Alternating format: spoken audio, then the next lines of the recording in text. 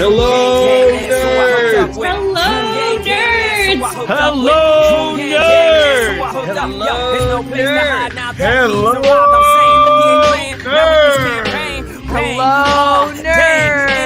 Hello,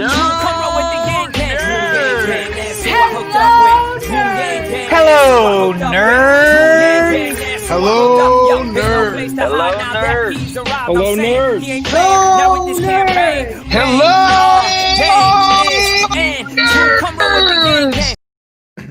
Hello, nerds! Hello, nerds! And welcome to the Moving Forward podcast. Yeah, so this is a joint collaboration. Just for all the nerds that are watching in the live stream, Rio and I are basically dual purposing this conversation. If you're not familiar, you should check out the Moving Forward podcast. Rio is the host. He also has a rotating stable of co-hosts, and I'm pitching in this time around. And so just excited to reconnect. Rio, how are you doing? I'm good. I'm about as well as you could be under the circumstances. We're living through like crazy soap opera. You couldn't write this stuff. Yes, it does not get any more nutty than this. I remember when I saw that Hope got tested positive, I was like, wow, that's pretty crazy, because it's supposedly the safest kind of bubble of protection around the president possible. But now with the president himself and Melania and Chris Christie and Kellyanne Conway and the head of the Republican Party and the campaign manager for Trump 2020, it's like the whole inner Trump elite kind of headquarters has been infected. And, you know, I can't say I'm super shocked given the seemingly lack of precautions. Like if you watch any of the Trump events or rallies or the Supreme Court kind of, nomination kind of gatherings, it doesn't seem like, it seemed like my local supermarket takes more precautions than official White House events. I don't know, just looking at the pictures of those events. Hey, sorry, Tom. I know you're live here. I got to pop up and plug my computer in. Seems I forgot to do that.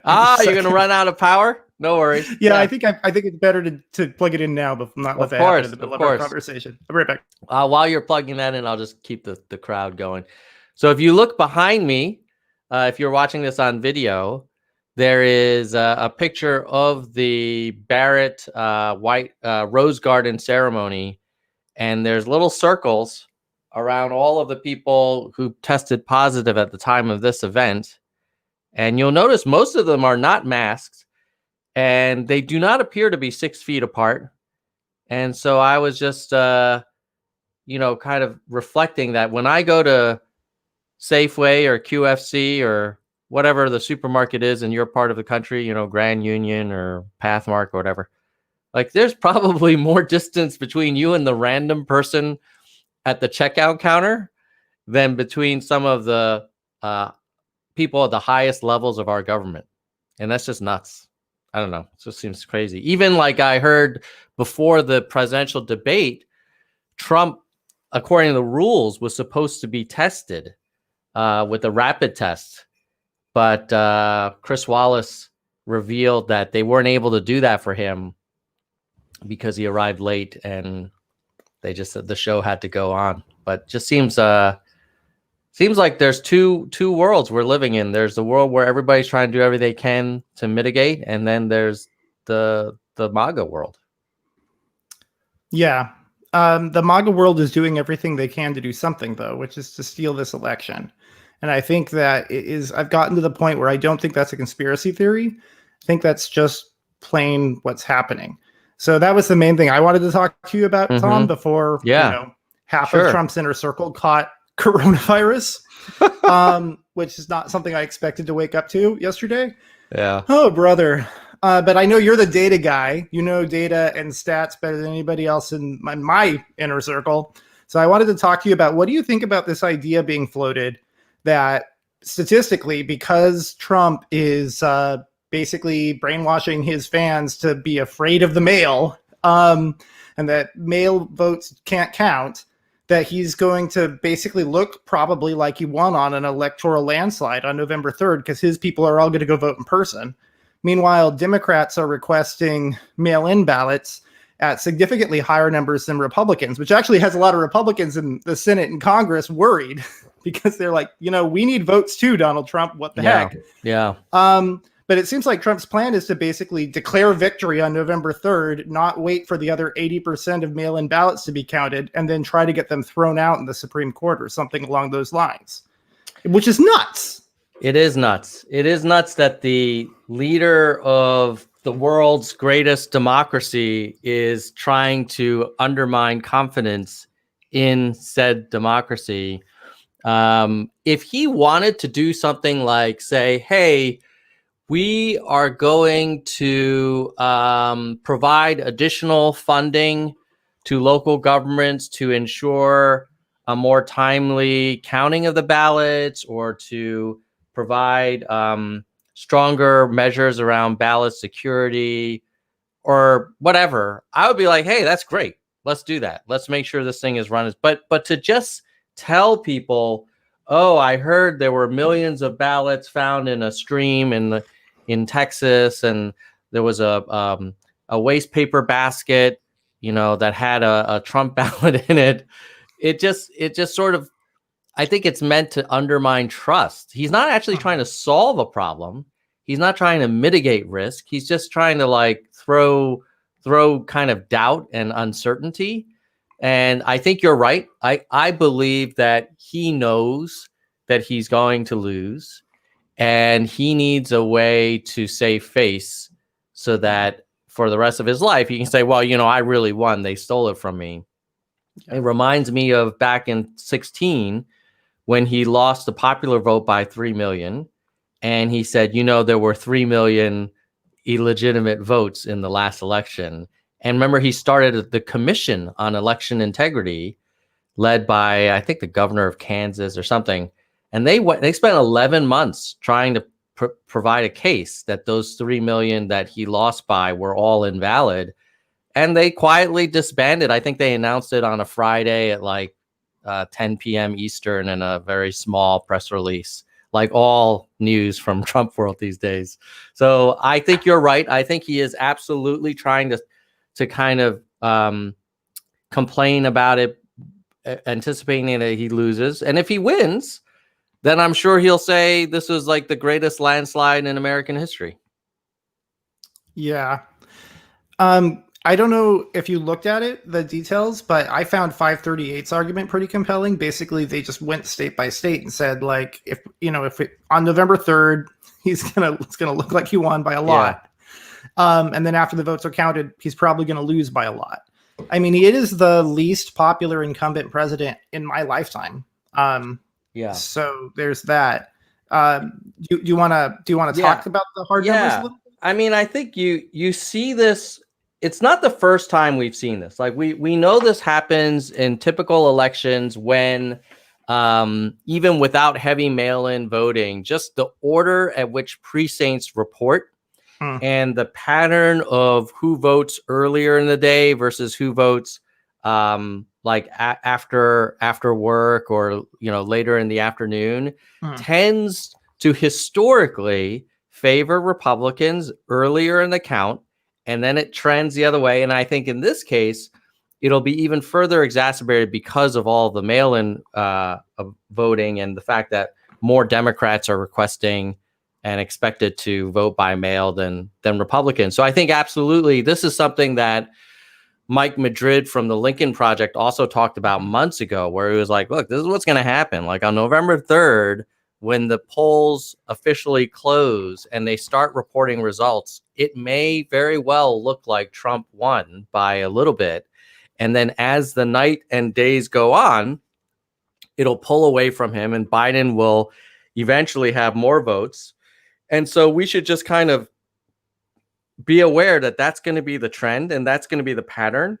Mm-hmm. But it does present the perfect narrative of a stolen election.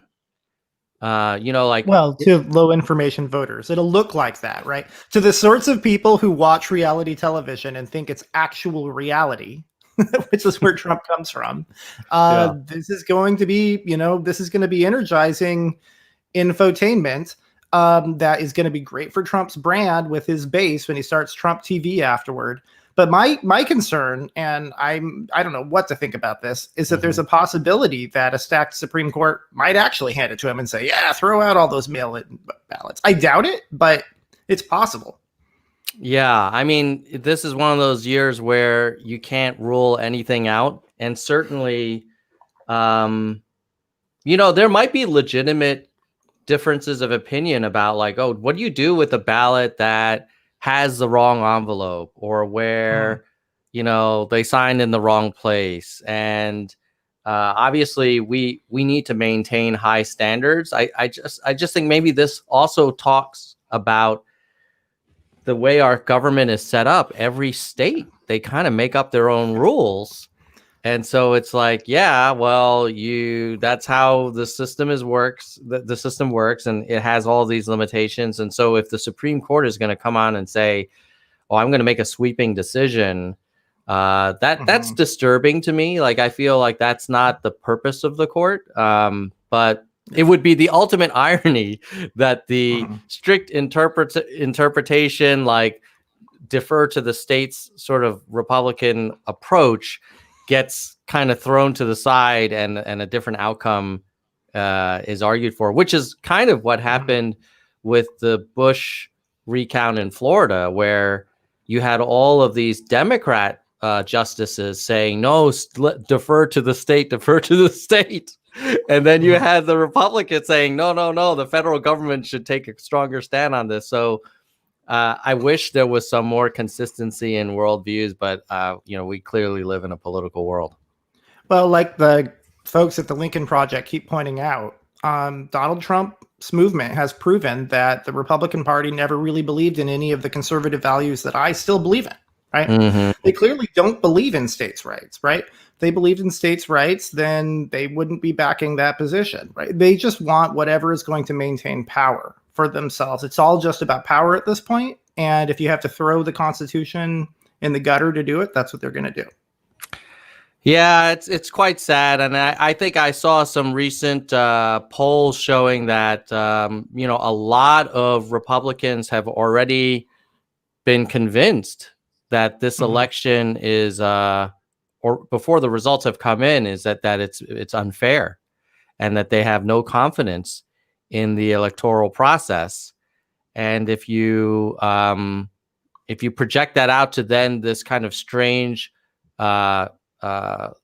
unveiling of results that seem contradictory, who knows what some hardcore MAGA folks will do? Like, will they feel they're standing obligated? by. Yeah. Are they standing by, and will they feel obligated to sort of, take action in some dangerous way? I don't know. It's certainly disturbing. Yeah, there's also explicit calls that Trump has made for people to watch the polls, right? To basically make sure that illegals don't vote and make sure that the wrong people don't vote. I mean, I've been telling my friends who are planning to drop their ballots off in person or to vote in person to bring mace with them, frankly, right? Because if somebody tries to hold you up physically and prevent you from casting your vote, that is kind of the equivalent of a mugging, especially if they have a weapon. But even if they don't, if they're just big and tough, you have every right to defend yourself and go about your day without being accosted. It's a terrifying thought. But here, this is, maybe I'm being a little too mean to the average Trump voter. My sympathy levels keep dropping. But we should be able to trust our president. And when you have the president and the leader of your party telling you that America's democracy is a sham, which, what could make Vladimir Putin happier than that, right? Some people are going to believe him, and it is undermining faith, not only in democracy, but in America itself. It's a deeply anti-American, unpatriotic thing to do. It's kind of treason, frankly. Yeah, I agree. I think that sort of Republican base has when you look at like some survey results of how they view the world, it is really extremely different from, I think, a lot of people, certainly maybe watching this show. Here's just sharing a little bit. This is a recent NBC News Survey Monkey poll, but it says like, how worried are you that you or someone in your family will be exposed to coronavirus? If you lean Republican, majority, about 59% are not worried, not too worried or not worried at all. 1 out of 4 Republicans are not worried at all about COVID. And then in terms of like whether they think the election will be fair, I think it's something like 65% of Republicans think that the election will they have concerns about whether the outcome will be fair. And so it's just classic 2 different worlds we live in. And I see this even in my own family with my MAGA family. And someone in my family was saying after the debate, oh, I think Biden was reading off an iPad and his team was just giving him like a virtual teleprompter because he kept looking down. And I said to them, like, what are you talking about? They have notes, they have pen and paper. He probably jotted down some talking points, which is totally fine. And they said, well, I've done that doing podcasts before. Yeah. Right. And so I said, it's against the rules. You can't just freaking bring electronic devices and read off a teleprompter. And you know what the MAGA person said? And it wasn't even my brother, who's like the most MAGA, but another MAGA member of my family said, well, you know what? People are saying that he had help from that iPad. And I was like, what people are saying? Like, how do you just make arguments like this? That's a Trumpism right there. That it's really funny when he accuses the New York Times of, oh, you had anonymous sources. Right. I guarantee you he doesn't know about the history of the Washington Post and like the Nixon scandal and what anonymous sources mean and how they actually go through a very vetted process. And real journalists are not fake news. Fake news are the people on the internet spreading conspiracy theories because somebody said this. Yeah. It's nuts. And but I kind of feel like that's the root cause of a lot of our problems, where if we can't agree on a shared set of facts and evidence, then you basically will be able to pick your own reality, right? Yeah, I mean, that's part of what Orwell was getting at in 1984, right? If you can undermine the idea of truth itself and have people believe that the truth isn't what they see in front of them, the truth is what the great leader tells them, that's when democracy starts dying. Yeah. So what's your prediction? Do you think there's going to be a second debate? Because it will be technically it's supposed to be in 14 days, right? I mean, honestly, the life of the disease varies enormously, right? Some people are still recovering months later. He caught it with a month left in the election. Right. I mean, yeah. I highly doubt he's going to be able to do any rallies or that he's going to be able to do any debates or many debates. I don't know if they're going to are they going to hook up a laptop like I've got here in his hospital bed? I don't know. It's crazy. What do you think would have happened if it were the other way around? Like if Biden caught it and Trump were still fine? I think Trump would say, see, number 1, masks don't work. Number 2, Sleepy Joe is not fit. He should drop out immediately. Well, we don't even have to speculate about how he would handle that because while as soon as it became public knowledge that Trump was in the hospital, the Biden campaign immediately put out a statement saying that we are going to pull all our negative ads, right? Because that's the classy thing to do, right? It's also just smart politics. You don't want to look like an asshole beating up on a sick guy, right? A weak, sick man in the hospital. You don't want to be a bully, right? But the Trump campaign's reaction was to insult the Biden campaign, call them stupid, and then say, we're going to keep running our negative ads about Biden.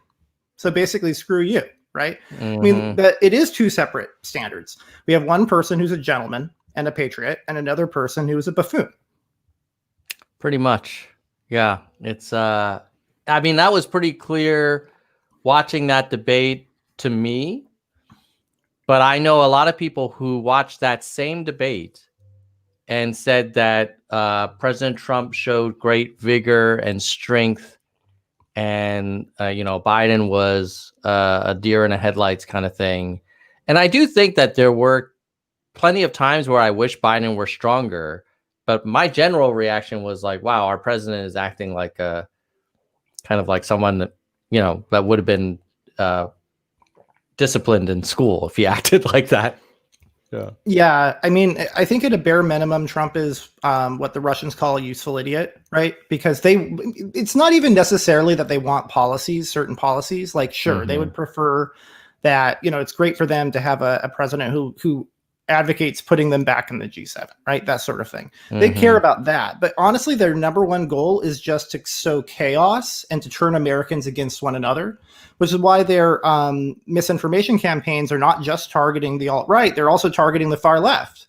Part of the reason that we have a resurgence of communism and socialism and people saying that on the left, saying the Democratic Party establishment is corrupt and evil and can't be trusted, basically talking points that are identical to the alt-right, because both sides are being fed this by the Russians to try to radicalize Americans against one another. I mean, if we have a little mini civil war, or I don't see how we don't at least get some rioting and maybe some terrorism, right? When Trump refuses to concede. I mean, it should surprise us when the president of the United States refuses to denounce white supremacy. It should surprise us when the president of the United States tells a racist, violent organization to stand by. And it should surprise us when the president of the United States says that he refuses to say that he will concede the election if he loses, right? He refuses to commit to the peaceful transfer of power that began with George Washington, right? I mean, but none of this surprises us anymore. How could it? No, it doesn't. And I mean, I think I saw on Twitter there were some Trump supporters.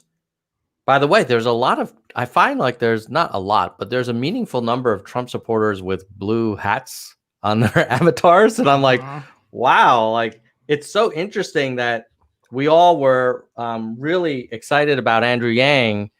And now we look at this shared reality and we come up with completely different conclusions. And one of the things I saw someone arguing was like, oh, I can show you all the times where Trump denounced white supremacists, and they'll point to a statement he made after Charlottesville, reading off some prepared remarks. And I think the nuance there is that, yeah, of course, he has said lots of things that seem like they're very, critical of extremist groups. But then there's what he says when he's off the cuff. When he's making policy, or when he doesn't know he's being recorded, or frankly, when he's even on Twitter. Or when he's in a live televised debate and he knows millions of people are listening. Yeah. And I feel like he also is smart. He knows that a lot of his base do probably believe that that white culture is superior and the white race is superior, right? Yeah, I mean, I don't know whether or not it's any deeper for Trump than just these people are on my side, right? And if they like me, then I like them. You know, that's kind of what it is. Yeah, I mean, that's kind of what he said about Putin, right? Like Putin, because I think Putin said some nice things about Trump. And then if you look at Kim Jong-un's letter to Trump, he was very effusive in his praise of the president's intelligence and leadership. And that's a great way to be on his, be one of his best buddies. And if you're ever critical of him, then you go into he's an idiot camp, I guess.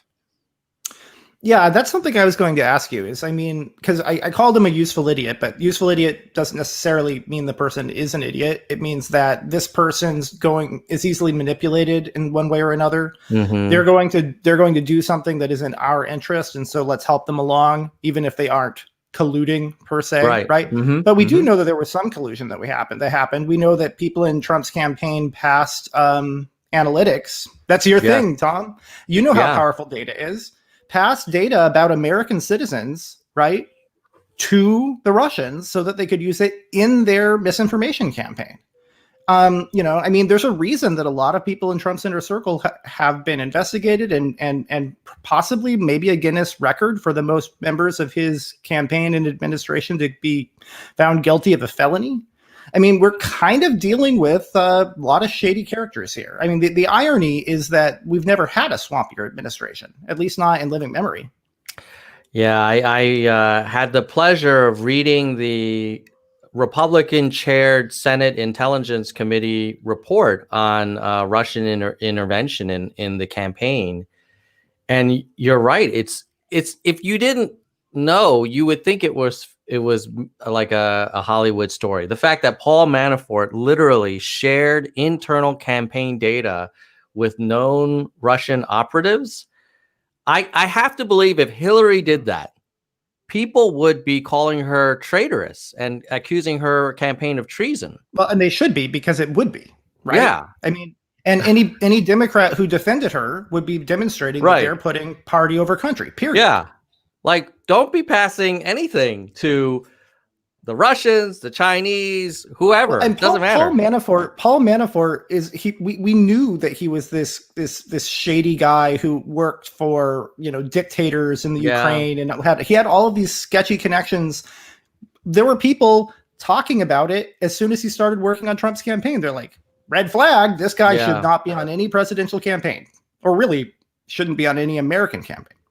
I mean, it probably reflects the reality that in 2016, he didn't have access to the best, most vetted people. The fact that he had to kind of dust off Paul Manafort to run his campaign, because I think a lot of people were like, Paul Manafort, like, that guy hasn't been in the game for decades. Like, why? But, like, if you're kind of the clown campaign, you're not going to attract the cream of the crop. Or I guess Trump supporters would say, like, the elites or whatever. But you do bring in a lot of shady characters with some kind of strange backgrounds. I'm not sure that Trump really did a lot of vetting. Like, I don't feel like his campaign was run. Ironically, it was not run like a corporation or like a business. I think more like a family kind of entertainment kind of company. Yeah. Well, and also, frankly, Trump isn't good at running businesses, right? He inherited a whole bunch of money and proceeded to have multiple projects declare bankruptcy. He basically robbed from investors, paid himself a bunch of money, and then had the companies declare bankruptcy, to the point where American banks won't loan him money. And now we know that he only paid $750 in taxes, right? That means he's hemorrhaging money. He's not this successful guy. He owes $100 million to the IRS. He owes $300 million to Deutsche Bank and other places. I mean, that's like, you shouldn't have to be borrowing massive sums of money like that from sketchy places unless you're in real trouble. And when you can't get a legitimate bank to loan you money because your projects keep going bankrupt, right? You're going to do something. Yeah, no, I agree. I mean, I will give him credit. I do think that his work on the Apprentice show was a legitimate, successful way that he earned hundreds of millions of dollars. I mean, he may not be the best real estate investor or developer, but he was very effective as the host of a reality TV show. Yeah, I mean, that's another irony, right? Because Trump supporters like to talk about elites in Hollywood and how they're so awful and everything, right? Well, that is Trump's only success. And then he capitalized on that brand. He's basically a guy who has sold this image of himself, right? And he was doing that even before The Apprentice. That's how he got the Apprentice gig, right? Selling this image of himself as this successful man, never mind the fact that he actually inherited the money. And we now know he committed felony fraud to avoid paying taxes on his inheritance by actually funneling money through shell companies and stuff, which is literally a crime. And he can't be charged with that, unfortunately, because by the time that the New York Times research discovered that, the statute of limitations had expired, right? But, I mean, so yeah, there's this brand, and he did make a popular, it was a huge part of a popular reality TV show, right? He knows reality television. He has a natural talent for spinning a story, for manipulating people who are easily manipulated. And he then proceeded where a lot of people don't realize, where he actually made most of his money lately, although he hasn't made any in like a decade, which is why he's in paying taxes. But his most recent successes in real estate weren't from building buildings and renting them out. which is actually a really hard business, right? Mm-hmm. You know, despite what a lot of people on the left say, where they say cancel rent and landlords are evil, like it's a business that's work and it costs money and it can fail. It's hard, right? Anyway, he made a lot of money then using the name and the image that he built around himself as a super successful person to just sell his brand to other businesses that put Trump on them and charge them millions of dollars for that. That's a very lucrative business because it costs you nothing, right? That's pure profit. Yeah, I think there's ironically nobody wants to pay for his name on a building anymore. I don't think. Yeah, certainly not in New York City or San Francisco or any of the places where these nice rentals are going to be. Yeah, I'm not going to be buying any Trump wine anytime soon. But you're right. Like, there's a great chart that the New York Times did where they kind of data visualized where he makes his money and where he loses money. He loses a lot of money on his properties like the Trump National, Doral, DJT Holdings, a lot of the property they own.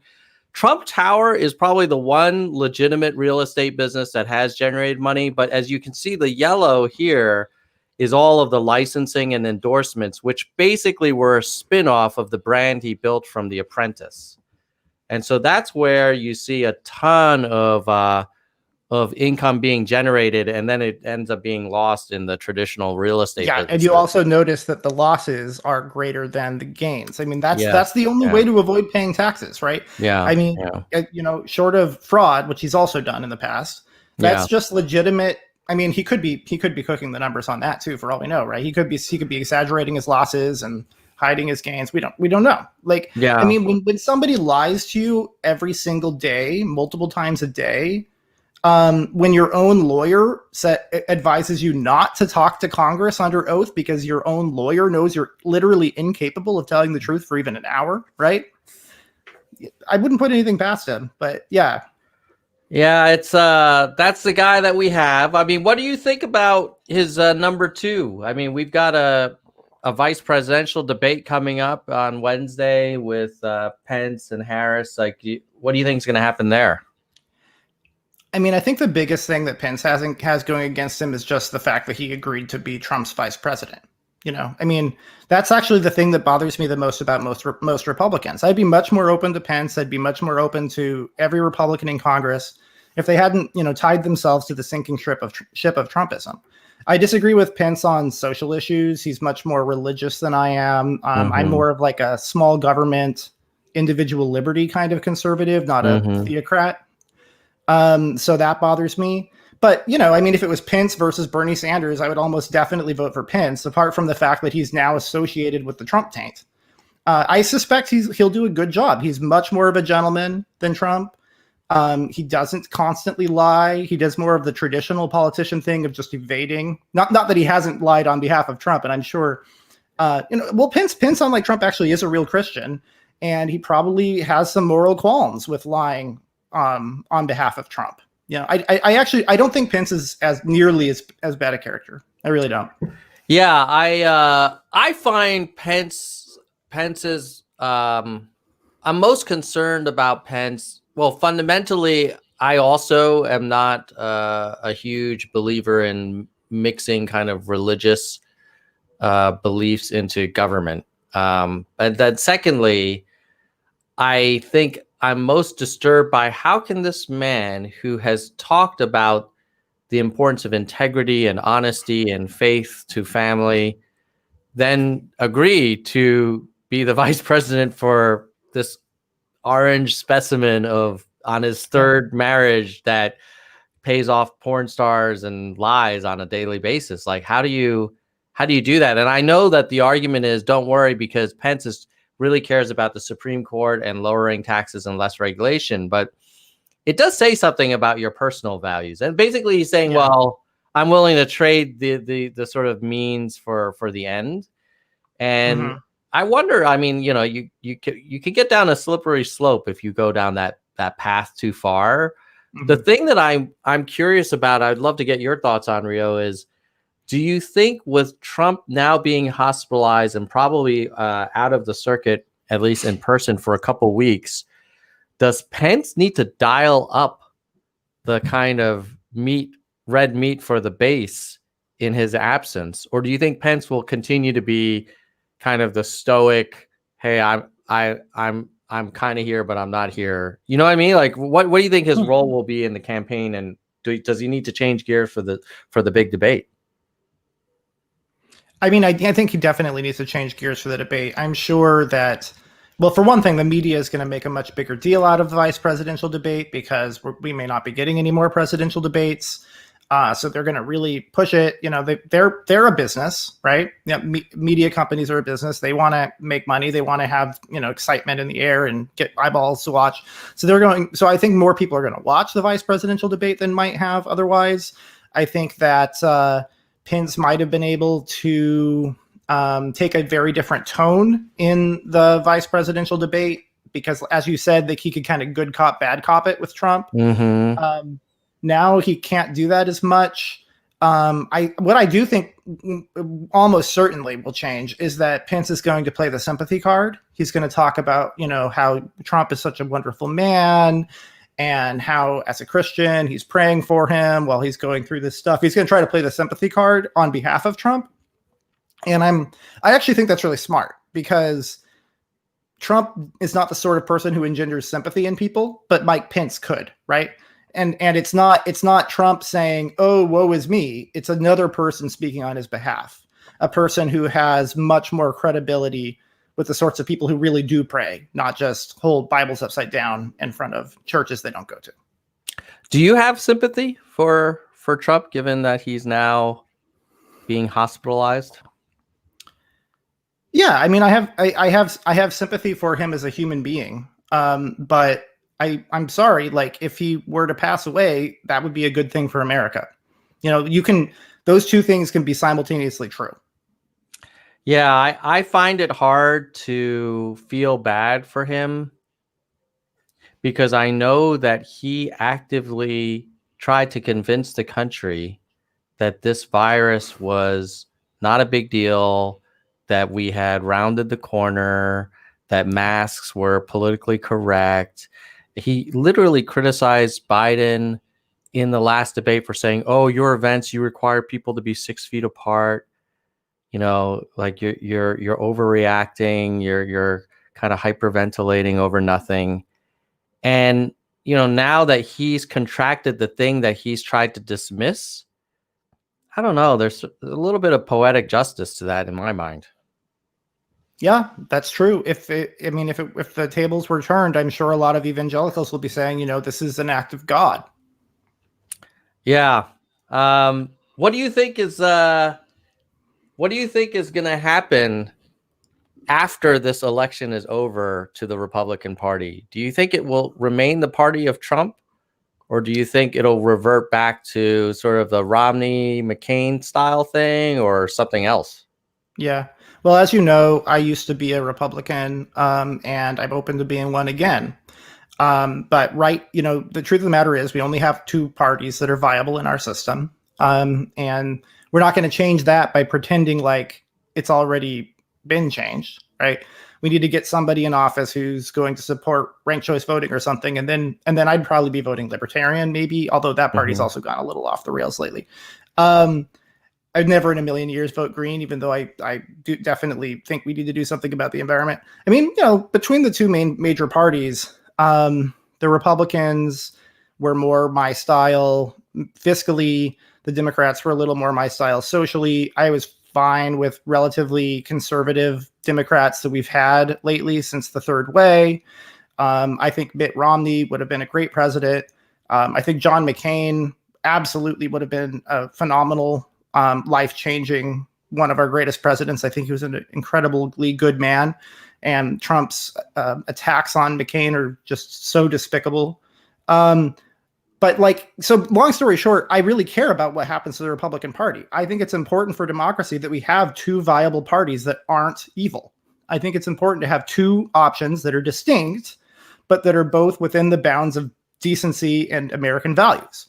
So I would like to see the Republican Party return to its small government, fiscally conservative roots. I believe that social conservatives deserve a voice as well, even though I think some of the things they want to do are patently unconstitutional. But I would like nothing more for the Republican Party to go back to the party that nominated John McCain or Mitt Romney, right? I mean, Mitt Romney voted to remove Trump because Trump is a traitor.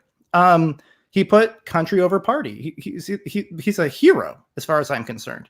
I would vote for that guy in a second. I'd probably vote for him over Joe Biden because Biden's going to raise my taxes and Romney wouldn't, But like right now, we're fighting for the survival of democracy and we're fighting for the survival of the Republican Party. Trump is destroying the Republican Party. Do you have any numbers on this lately? Because, the party has been hemorrhaging supporters. The percentage of Americans who still identify as Republican keeps dropping. They used to be able to reliably get college-educated white voters and affluent people in the suburbs. Those people are fleeing the party like crazy, especially since they have a moderate like Joe Biden to go to. So I think if Trump loses and loses big, then the Republican Party will have a chance to have a come to Jesus moment, rediscover their values. They will try to say, oh, we didn't really want that. That wasn't us. That was just Trump. Democrats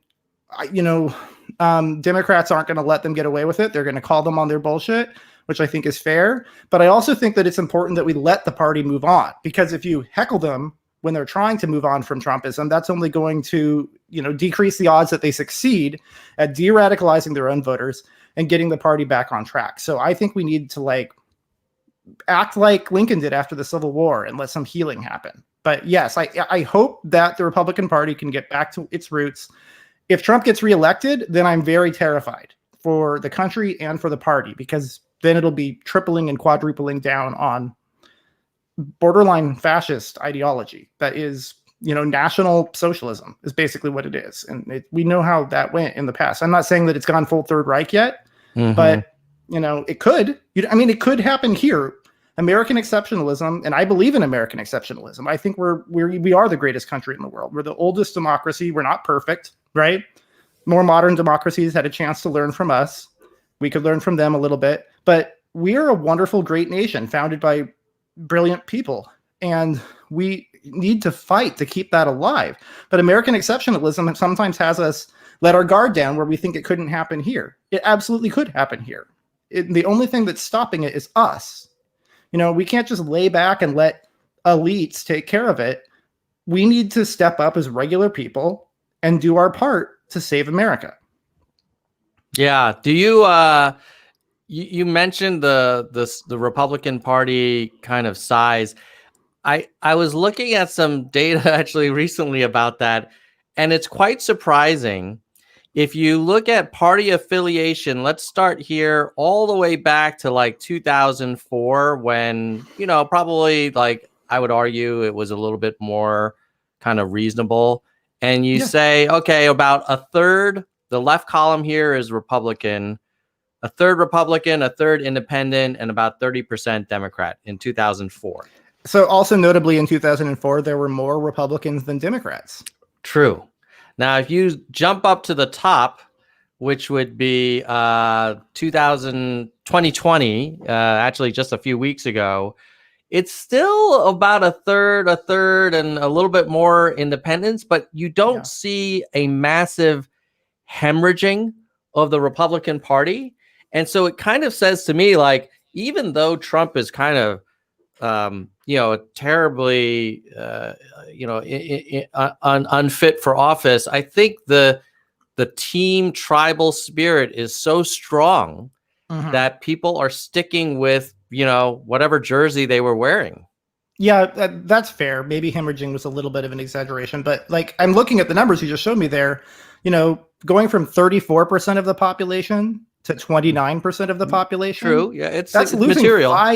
That's not 5%. That's not 5% of your voters. That's 5% of America that left the party, right? I mean, maybe you're better doing math in your head, but what percentage of that is it? That's what, 1/7 of their party has left. That's a lot. Yeah. Right. Yeah. It's, and meanwhile, the Democrats have held strong, and they have, they went from 31% to 30%. Right. That's like a little 1% drop that, That's part of the normal up and down of the flow of politics. It is quite telling that the number of independents has increased significantly and is now 40%. I think that's because a lot of people left the Republican Party and registered as independent. Yeah. No, for sure. There's definitely been contraction on the Republican side, more to independents, and Democrats have pretty much held firm. Yeah. And as much as I look at that, I'm like, okay, that kind of makes sense. I'm also surprised how solid that Republican number has held up given the last few years. And I mean, I'll share a personal example. Like, my mother is a hardcore Roman Catholic, hated Clinton, would always talk about his infidelity, his lying, and his lifestyle or whatever. But she is standing by Donald J. Trump and will come up with every excuse possible. Oh, that's just locker room talk. He only settled those cases to dismiss some, kind of PR issues. How does she explain away the fact that he literally had multiple affairs on his wives, including having one affair on a wife who was pregnant at the time? You can't, there's no excuse for that, right? I think she would say, when I brought this up with her, she said that, well, we don't know that he had those affairs. All we know is that he settled, and that was because they were nuisance cases, and that's normal. Like, celebrities do this all the time. Well, that's what we call wishful thinking, and it's obviously holding Trump to a different standard than it totally is. Biden. It completely is. Biden is he's a Cub Scout, right? Yeah. So was Obama, frankly. I mean, Obama was an absolute class act. If he wasn't black, I don't think that very many people would have been so offended by the guy, frankly. I mean, I know that's a little crude to say, but what else? What is there to dislike about him other than that? I mean, he was sure, you could disagree with his policies, and I didn't agree with all of his policies either, right? But as a person, I mean, he was unimpeachable. He was in office for 8 years. The Republicans were constantly looking for things to get him with, and they couldn't. They had to go after the Secretary of State instead. Yeah. I mean, I think the Republicans did focus a lot of time on the pastor at Obama's church. I think he gave a sermon about, God blank of America kind of stuff.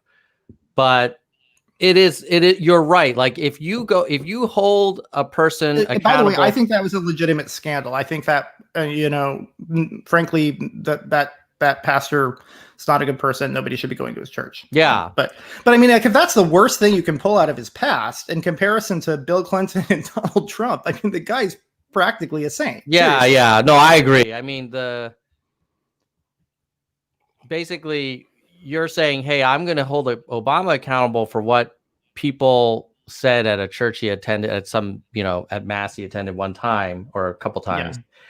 Yeah. But for Trump, like, we're going to make excuses for literally, like, well, I don't think he goes to church, but then, which is fine. Nor has he ever read the Bible, you can tell. Yeah. It's like he's only like an alien, kind of like, what is this thing? Well, I mean, for one thing, could you imagine him having enough attention just to be able to focus to read a book of that length? I'm pretty sure he's never read Crime and Punishment either. Yeah, no, I mean, he doesn't strike me as a bookworm. That's for sure. But yeah, he definitely has some intelligence, but book smarts is not something Donald Trump has. No, he is super smart at getting under people's skin, at pointing out sort of like, potential kind of inconsistencies and just sort of diminishing people. I mean, he's great at making other people seem, other. And that's his, I mean, he is world class at that. But that's not useful when you're trying to lead in a crisis. Yeah, I think in a way he's a better politician than he is president. Yes. His style of politics is appalling and revolting, and should be, people who support him should be ashamed of it. But he is effective. I mean, he won against Hillary Clinton, who is a veteran politician who really knew her stuff and who had more money than him and who had more competent people working for her.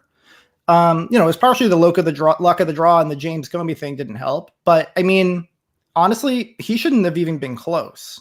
So you got to give him credit. Like, as much as his style turns us off, he is a pretty good politician. It's just not using his powers for good. Hey, Rio, someone wanted to know, Paul wanted to know your thoughts on land value tax. You mentioned like, hey, you might prefer Romney over Biden because you know that Biden would raise your taxes. Do you have thoughts on taxes on land value? Yeah, I don't support property taxes. I actually put up at movingforwardpod.com. I have my preferred tax policy involves massively raising the standard deduction and having a flat tax over that with no loopholes or write-offs of any kind. It involves rolling corporate earnings into individual income taxes, which is actually based on something that Milton Friedman advocated way back in the day. And it involves doing away with all property taxes and doing away with estate taxes. I think that when people have already paid taxes on stuff, you shouldn't make them pay taxes on it more. My philosophy is that I believe the problem is we have a growing gap between the middle class and the rich. And we have an even bigger growing gap between the merely rich and the super rich. And that is that's the real income inequality problem in America. Today, poverty is actually 1/5 of what it was in 1960. And the only demographic that still reliably does better than their parents today are people who began in the bottom third of the income demographic. Whereas, a few decades ago, it was the bottom 9/10 could expect to do better. So we've hit a point of diminishing returns where people have made it into the middle class, but they're struggling to attain independent wealth. And I believe that wealth is the solution to poverty, not the cause of poverty. So we need to restructure our tax code so that the burden of paying for programs doesn't fall on the middle class anymore. Yeah, I think there's like a lot of ways for the government to collect revenue. I don't have a particular strong view on land value taxes, but I would say that whatever system we end up with, you would hope that the people who have done really well pay more into the system than the people who are struggling. And I don't know that we could say that with today's tax system. No, it is certainly true that very wealthy people can much more easily avoid paying taxes. They're technically in a higher bracket, but they have more write-offs. So that's why I have the high standard deduction and then a flat tax with no write-offs over that. Right? It's just simple. It's easier to do and put a lot of accountants out of work, frankly. And that would be a good thing. People should just pay taxes and they shouldn't be able to avoid it. The people who are getting screwed by our current tax code are people like you and me, Tom, who, have decent incomes and some wealth, right? But we're not astronomically rich. We're upper middle class, right? We pay a much larger percentage of our income than Jeff Bezos does. And that is seriously messed up. Yeah. I mean, I think I, for one, living in California, when I add up my state income tax and federal and property, it's over half of my gross. And, like, I'm grateful that I'm able to still, live comfortably. But it does make you wonder, like, well, wait a minute, why is Trump only paying $750 and I'm paying way more? We pay more in a week than he does in a whole year. It's absurd, right? Yeah. No, I mean, if you and I didn't have to pay that much in taxes, we would invest it, right? Talk about, trickle down, right? That'd be like trickle from maybe the middle, right? We'd start businesses, we'd put money in the stock market, right? Which we do anyway, but we'd do more of that. Whereas the very, very, very rich people, they do tend to hoard their wealth offshore rather often, right? Yeah. So you should be paying like maybe 20%, or actually I don't know how much you make, but by my tax code, you might not be paying anything. I'm all for paying less. I think for me, the even bigger thing for me is whatever I pay, I don't have great confidence that it's being used efficiently. And I'm like, well, where is this money going? Like I would be much happier to actually pay even 10% more in tax than I pay today if I knew that it was like distributed to the country in a way that delivered results. And right now I feel like it's feeding this like inefficient bureaucratic kind of mess. And that with all these strange kind of perverse incentives. So I feel like obviously, you know, I think that's why we were brought together by Mr. Yang. I think he had a very kind of inclusive way of looking at it that appealed to what I would call like part libertarians like you and I, but also to a lot of like super ultra progressive folks who wanted to really make a real dent in poverty. And it's sad that you know, here we are faced with the choices we have. What are your thoughts on Andrew? Like, what do you how would you rate the job he's doing post campaign and his prospects for the future? I think he's been doing better post campaign than he did during the campaign. I know a lot of folks in the Yang Gang, especially people who weren't enthusiastic about Bernie Sanders, right? So the Yang Gang had a lot of people in it who were like Trump people. I had a lot of people in it who were Bernie people. There weren't actually very many kind of Rockefeller Republican, libertarian, conservative Dem, Blue Dog Dem people. There weren't a lot of like establishment people, pro-establishment people in Yang's campaign. You and I are, I think you might be the only other one I've met. Not a lot of us, right? And so they've been shitting on Yang because he's you know, trying to get Biden elected. But if they actually read his book and paid attention to it, they'd understand the reason that Andrew Yang ran wasn't just to give people money. It was to de-radicalize people because he was worried about the fact that Donald Trump would destroy civilization, frankly. Like, that's his argument. His argument is that's the part of that appealed to me. I like the fact that because he's funding it with a VAT, the UBI is de facto tax relief for me, and I would welcome that. Right, I would still be paying more into the system than I'm getting back, but I would be in a better place than I am now. But mainly, the point was to de-radicalize people. He was saying there are all these people who have been left behind. There are these ghost towns in the middle of the country where there's no opportunities.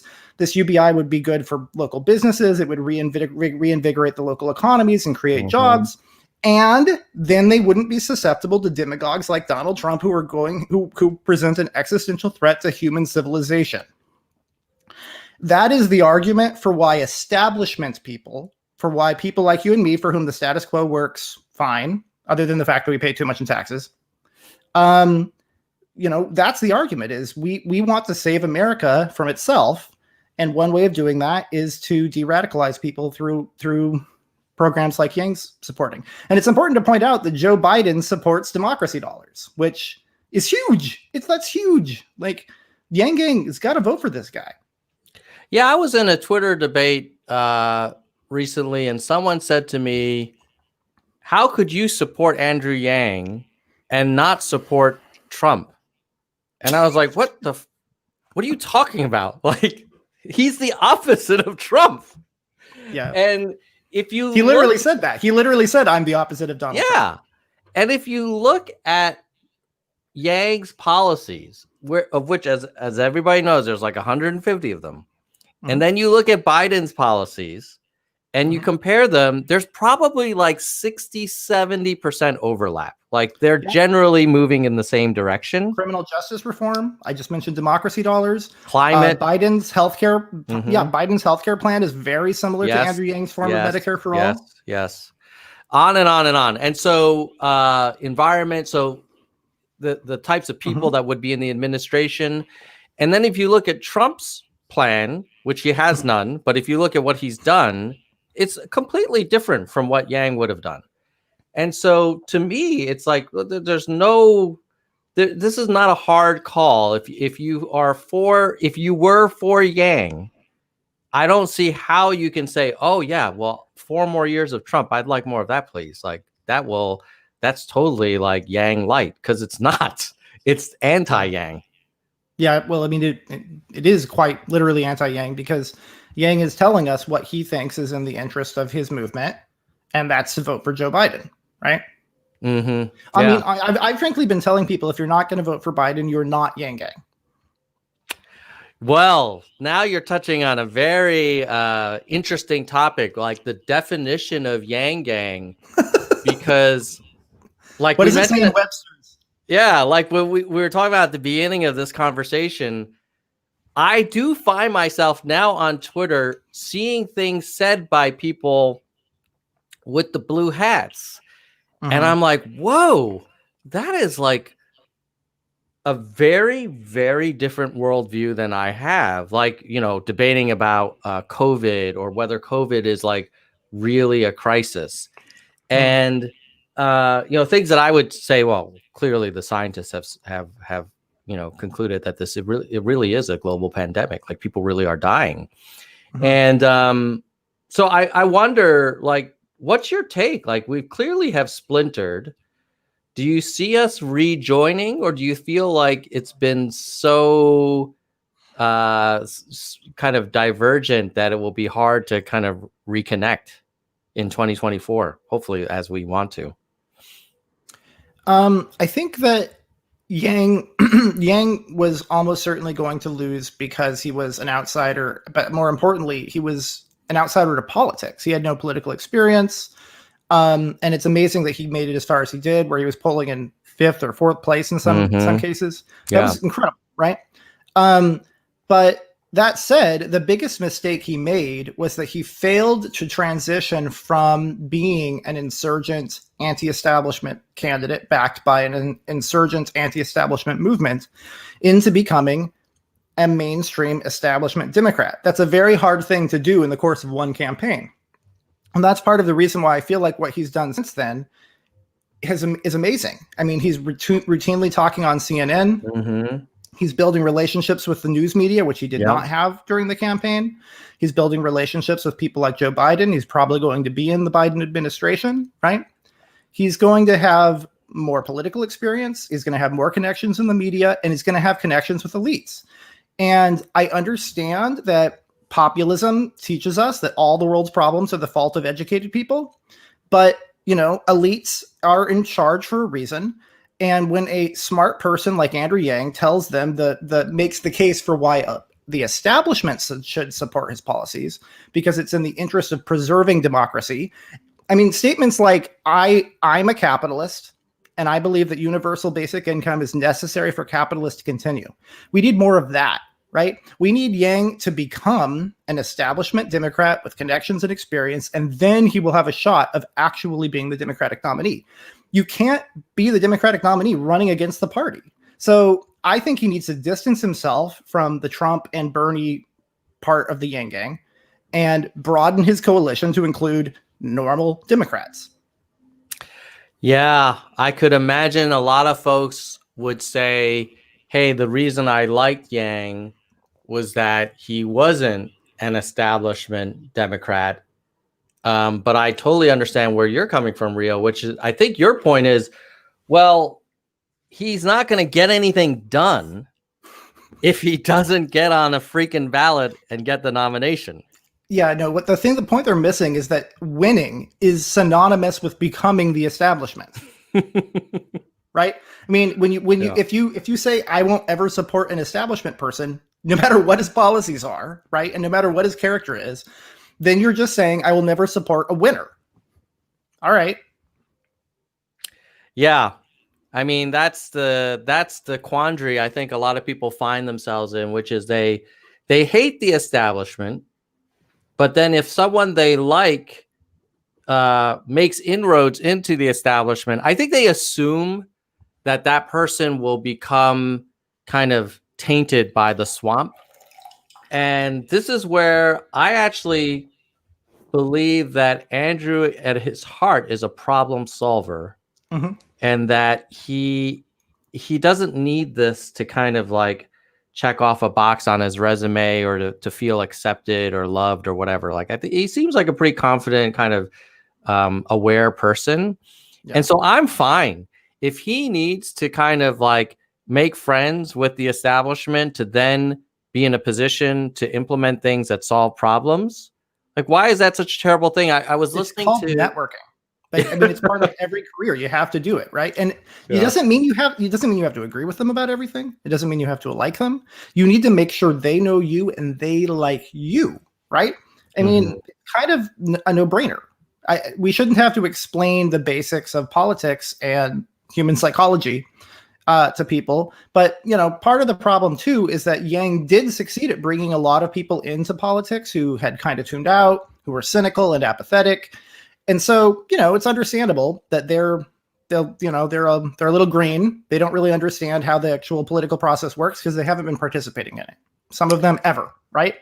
Yeah. But, if they want to win, they ought to study it.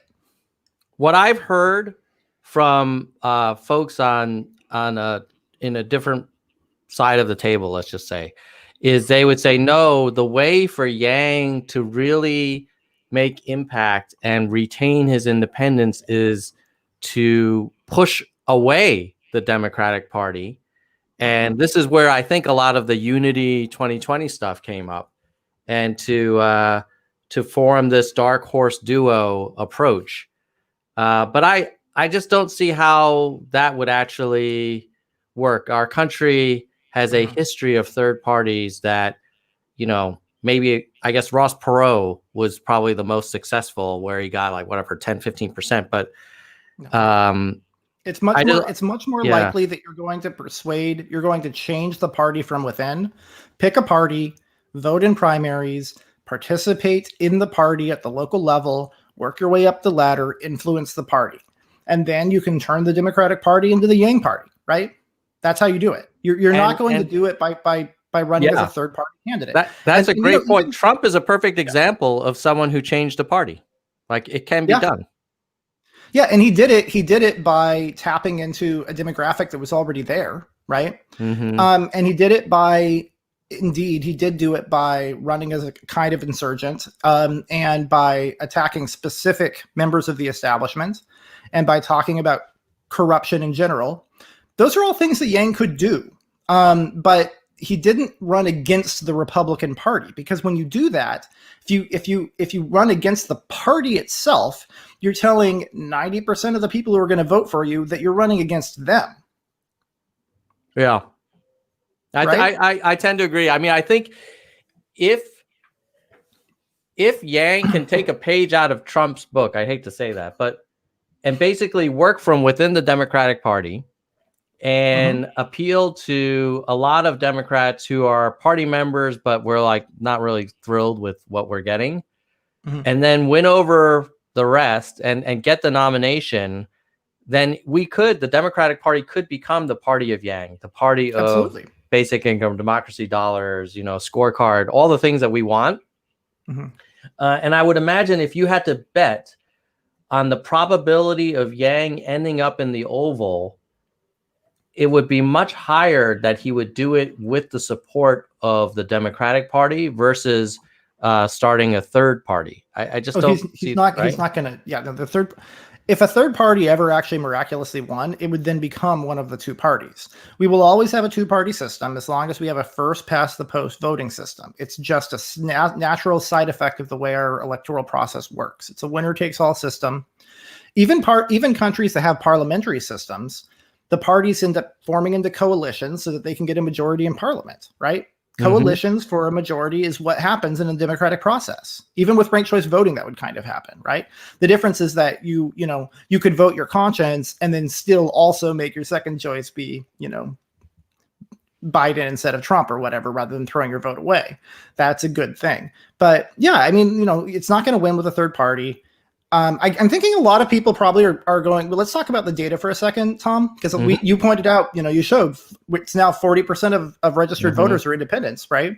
Yeah. So some people might be wondering, well, if 40% are independent, then why does it have to be a Republican or a Democrat? Well, because if you actually go into the numbers, the vast majority of that 40% they're asked, which party do you lean more toward, the Republicans or the Democrats? And most of them lean more toward one or the other.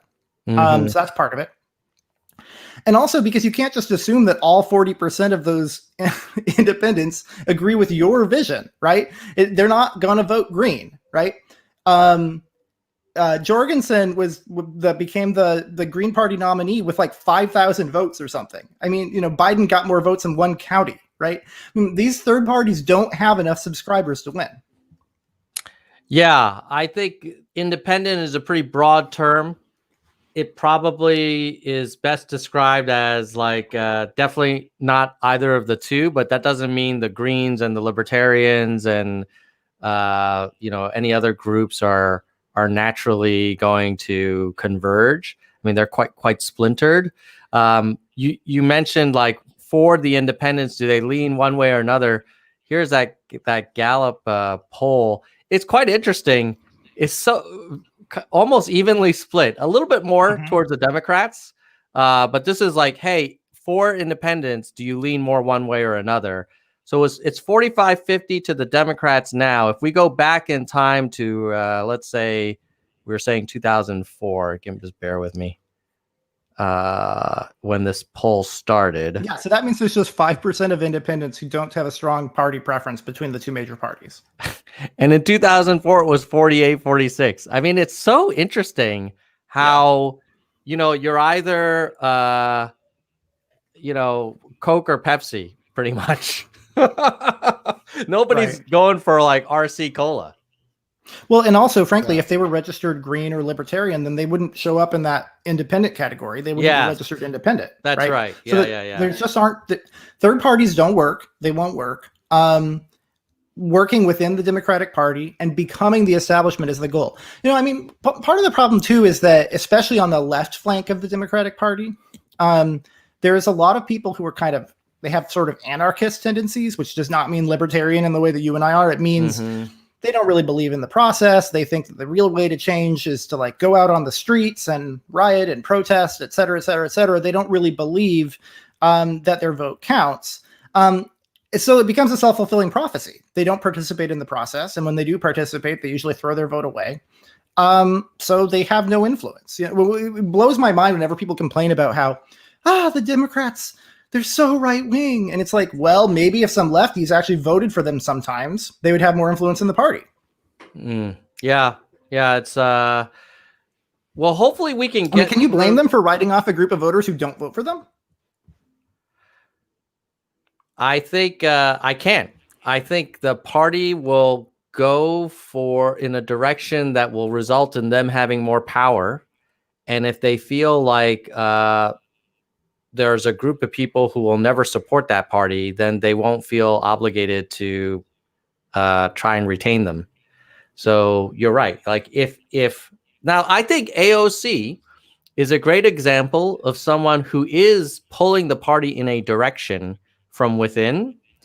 And what we need Yang to do the same thing, but obviously in a forward direction, maybe not left or right. Right? Maybe not backward, in a human capitalist direction instead of a socialist direction. But that would be like clearly it can be done. Like someone can come out of nowhere. But in order to do that, like AOC was smart. She didn't join like some other party. She went from within, and she's probably having way more impact by influencing the Democratic Party than if she were to form like some other ticket. She would be a total internet crank otherwise. She would have no power. Right. So I guess we're in agreement that Yang should try and reform the Democrats from within. But let's also acknowledge there's a lot of Yang gang who probably are going to hear this and say, oh, these corporate Democrats or establishment folks are trying to taint our guy. But I would say, like, we're trying to get UBI passed, guys. Like, do you want the bag or not?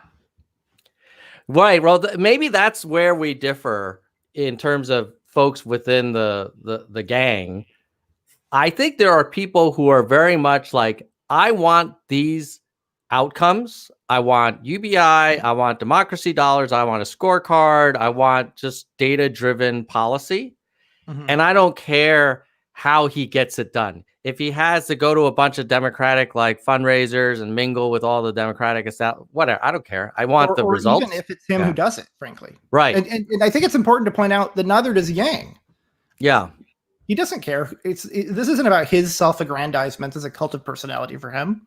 This is about actually achieving real life outcomes in policy. Now, there is another part of the gang who is less about outcomes and is more about, no, I want to blow up this system entirely. I don't care if you can get me a few policy wins if you have to do it through this swampy two-party system. And I just want to disrupt and start over. And as much as I'm sympathetic to that argument, I just don't see how that actually will result in like a better country. Like, I don't see. Can you elaborate on that? Because I mean, on the 2 points, why would you be sympathetic to it, and why do you think it wouldn't work? Okay, yes. So I would be sympathetic because I understand that people see the current two-party system as ineffective and kind of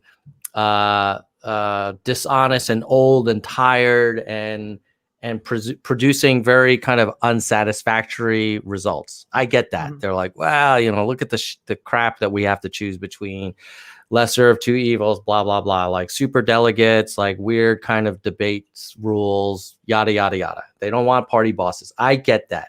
So I am sympathetic to that because I do feel like at the end of the day, we deserve a government that's responsive to us and that gives us the maximum kind of utility for our resources. I don't think we're getting it. But the reason why I find it hard to see how it would work is, okay, let's say that both houses are tainted. So walk me through how this works. Like, where is your alternative? And I think the closest was all of this energy around that Unity 2020 thing within large parts of the Yang Gang. But when you looked at the plan, there literally were no dates. There were no details. There was no transparency. And it was a bunch of energy that I think at the end of the day resulted in very poor results. And so it's fine if you want to kind of curse the system you have today, but you need to come with a better plan. You need to come up with an alternative. You have to change it from within. Short of an actual violent revolution, right? You have to change it from within. And there are people who are advocating violent revolution, and I've got to say, I don't think that's going to work either. I mean, it was one thing when we revolted against Britain and they had to come over on ships, right? Right? Now, we're talking about revolting against the United States government that has the largest military in the world on its own soil. Totally different ballgame. Yeah. Not to mention the fact that it would be morally repugnant. I mean, I'm just saying, like, even if you wanted it, it's not going to work out how you like. Now, the one thing that I do wish, if I had a magic wand, I could go back in time, is I wish the Unity 2020 people had spent the same amount of energy focusing on one state's ballot to introduce ranked choice voting and open primaries. There you go. I actually think that would have something. They would have the one thing that they did. There are people who are accomplishing that now. There are people who are making ranked choice voting happen, right? Yeah. And that's also a common mistake that third parties use too. While they have no prayer of winning the presidency, they might be able to win one seat in the state house, right? It happens every now and then. Start there and work your way up. Yeah. As a party, as an individual politician and as a party. There were probably tens of thousands of hours of volunteer time and energy and sort of, spreading of the word around that Unity 2020 stuff. If we had done it towards, like, I'll be selfish, a California proposition to introduce open primaries and RCV, I have to believe, or a smaller state, whatever. Like, it probably could have started a movement and gotten us way more. Just like happened with marijuana legalization. Yes. Just like happened with same-sex marriage. And in both cases, it's leading, or with same-sex marriage, it led right up to the national level. Yeah. And with marijuana legalization, it's leading right up to the level. I mean, Biden supports it now. So, like, decriminalization, which is still huge. I mean, it's going to be legal on a federal level someday soon because it started in one state. Yeah. That's how you do it. I mean, but I think that you're really getting to the heart of it, and this is why I'm actually not sympathetic to that way of thinking at all, not even a little bit. I think it's toxic and harmful. And it's because it comes down to fundamentally, like, are you trying to actually achieve a real good thing in real life to make the world a better place for real people actually in real life for real? Or are you just trying to virtue signal and make yourself feel good in some kind of weird pseudo-religious ceremony of crying on the internet? If you're trying to do the latter, then you need to sit down and shut up and let the grown-ups take care of this. Now, I will say, let me soften that a little bit, Rio. Tell us what you really think, Rio. I think what you're saying is that you do appreciate that there are probably people who supported these movements who had the best intentions. And I think what we're saying is like, okay, how do we channel that and get real results that have positive impact? And if we put it towards efforts that only have a 1% probability of succeeding, when you could do it to something that has a 33% probability, even if the 33% path doesn't get you like the big overnight win, you're still making progress.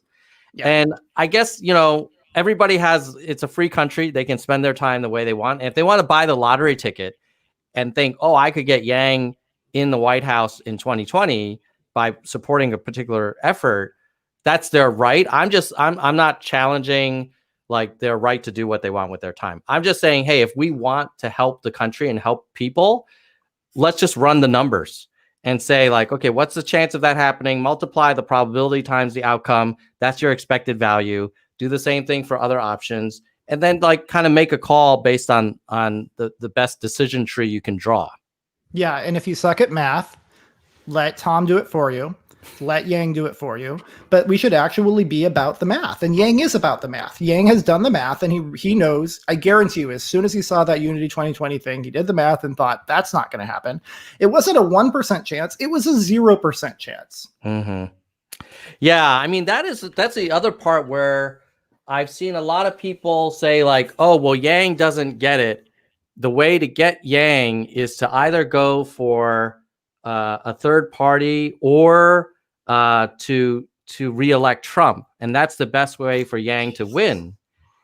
And my feeling is like, well, Yang's no idiot. Like, he's clearly endorsed Biden. He's campaigning for Biden. He's on the Biden campaign now advisory for small business. Do we think we know we know more than he does? And if he's that dumb, then maybe we shouldn't be supporting him. So I think there's a third explanation, which is unlikely, but maybe Yang does believe that Trump winning is in his interest, but can't say it. But that's a real stretch, in my opinion. No, he absolutely doesn't think that, because he is smart and because he would be wrong if he thought that. What do you think about that argument? I've heard it's advocated that the way to get Yang elected is to reelect Trump and either have such a disaster that the Democratic Party feels like it has to try something brand new. I think that's the main argument for having the Trump 2020, Yang 2024 argument. Either that Trump would be such a disaster, or that it maintains like this need for a radical kind of new approach. Well, there are so many problems with that. The first thing is that Trump truly does represent an existential threat to our basic institutions.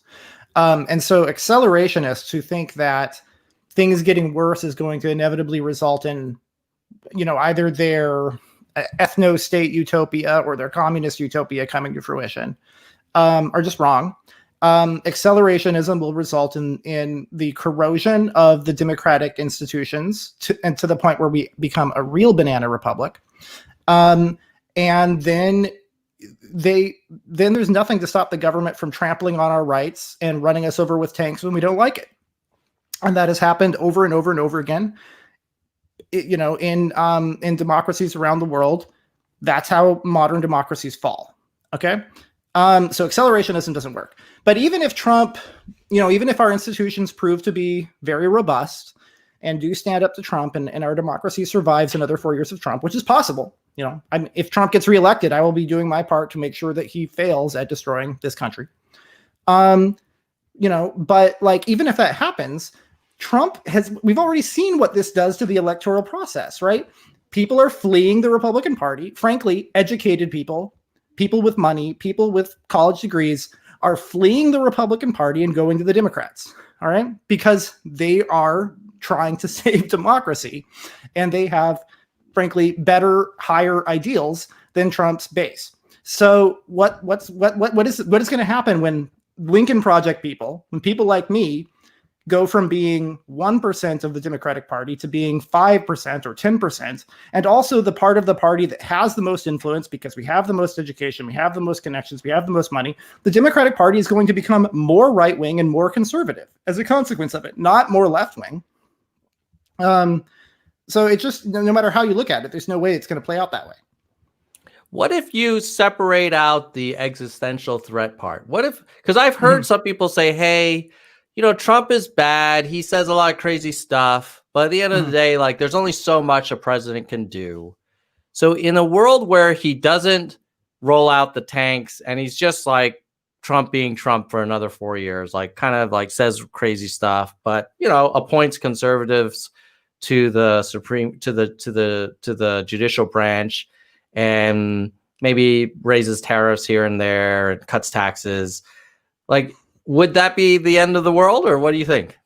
No, it wouldn't be the end of the world, but the people who are going to be most hurt by that are the people who are voting for Donald Trump and the people who are saying they're not going to vote for Joe Biden. You and I would be fine, you know, and frankly, even if it is an existential threat, we will leave the country because we have the resources to do that, right? Like, there are a lot of people in America who are going to be stuck here in a dystopian nightmare, either because we do lose our democracy or because our democracy survives, as you said in this scenario, right? And our economy like collapses because Trump's doing a left-wing trade war. I say left-wing because you have to go to a socialist like Bernie Sanders to find somebody who supports Trump's protectionist trade policies in the Democratic Party. Biden is to the right of Trump on trade. So the long-term consequences of a trade war is going to be very, very bad for the economy in the United States, which is already in a pseudo-depression, right? So there are a lot of people whose lives are going to be made much worse by that. And the people that you're trying to hurt, the evil liberal elites in New York and San Francisco and DC, they're going to be fine, right? I mean, that's just plain shooting yourself in the foot. Yeah, I tend to agree that if you supported Yang and you cared about the Main Street America and working class people and people in poverty, I don't think like a booming NASDAQ and more corporate income tax cuts is going to do much for those people. Nope. Yeah. Nope. And more loopholes for the evil landlords that you want to steal the property from. Yeah, so I guess we'll hopefully we'll stop talking about Trump you know, on January 20th or whatever, and have something else to talk about. Maybe we can start talking about Yang 2024. Do you think he's going to make a run for it, or what do you think? What do you think is going to happen to our boy Andrew? I think if he doesn't run for president in 2024, it'll be because he had very good reason not to. It might be because Biden decides to go for a second term and he decides, you know, to support that, and in exchange for doing so gets UBI or something like that. It might be because he has done some more math and decided that becoming the mayor of New York is a smarter first step, because that dramatically increases his odds of being president in 2028, right? I mean, if Biden decides to run for re-election, I would think that he would probably run for mayor or something like that. That's probably his backup plan, because then he's teed up to have a really good shot.